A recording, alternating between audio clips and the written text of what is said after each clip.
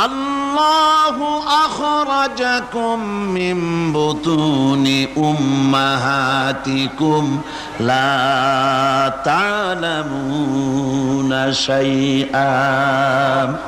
মায়ের গর্ভ থেকে এমন অবস্থায় বের করে এনেছি যখন তোমার কোনো হুঁশ নাই, জ্ঞান নাই, কথা বলতে পারো না, পায়খানার ভিতরে পড়ে থাকো, ট্যাঁ করে কান্দা ছাড়া পথ নাই, পানির পিপাসায় গলা শুকায় যায়, কান্দা ছাড়া পথ নাই, মনের তোমার মুখের কোনো ভাষা নাই কান্না ছাড়া। আমি তোমার এমন আল্লাহ, আমি তোমার এমন স্রষ্টা, তোমার ভাষা নাই বলে মায়ের কলিজার ভেতরে আমি তোমার প্রতি এক দুর্বিনীত মহব্বত পয়দা করে দিয়েছি। তোমার কান্না তোমার মায়ের বুকের মধ্যে শেল বিঁধে যায়। তুমি যখন কাঁদো, কান্নার আওয়াজ যখন মায়ের কানে চলে যায়, মায়ের সামনে যখন এত কষ্টের হৃদয় রিংরানো কলিজার 32টি নাড়ি ছেঁড়া যন্ত্রণার সন্তান যখন মায়ের চোখের সামনে আসে, আল্লাহ পাক বলেন, মা যখন তার ছেলের মুখের দিকে তাকায়, মেয়ের মুখের দিকে তাকায়, আল্লাহ বলেন 10 মাসের পেটে ধরা কষ্ট আর ডেলিভারির সব কষ্ট মায়ের মন থেকে মুছে ফেলে দেই।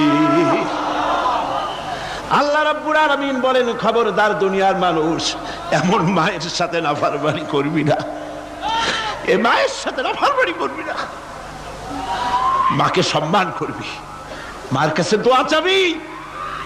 দুনিয়ায় যদি সম্মান চাও, রিজেক্ট চাও, মায়ের পায়ে ধরে কাঁদো। মায়ের জাতি অনেক সম্মান তার।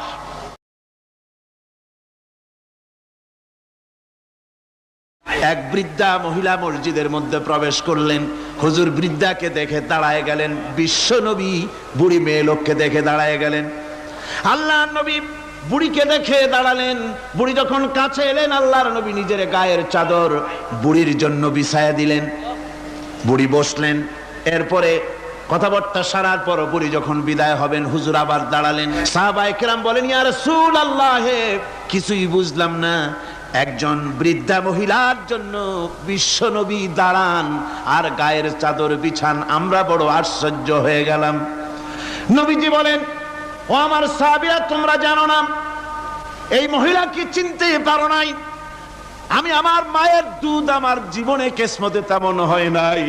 যার বুকে দুধ খেয়ে, যার কোলে কাখে চড়ে আমি বড় হয়েছি, আমার মা বাপ যেভাবে আমাকে স্নেহের কোলে লালন পালন করেছে, হে আমার মাবুদ, অকৃত্রিম স্নেহ দিয়ে আমাকে যেভাবে লালন করেছে, হে আল্লাহ, তুমি আমার মা বাপকে তোমার রহমতের কোলে লালন পালন করো।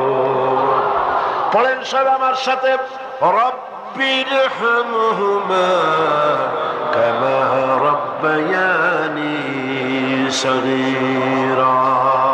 সবাই পড়েন, রব্বিরহামহুমা কামা রাব্বায়ানি সগীরা।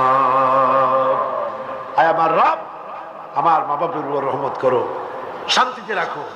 আপনারা প্রত্যেক নামাজের মুনাজাতে আপনারা যখনই দোয়া করবেন, এই দোয়া করবেন, মনে থাকবে, মনে থাকবে, খবরদার ভুলে যাবেন।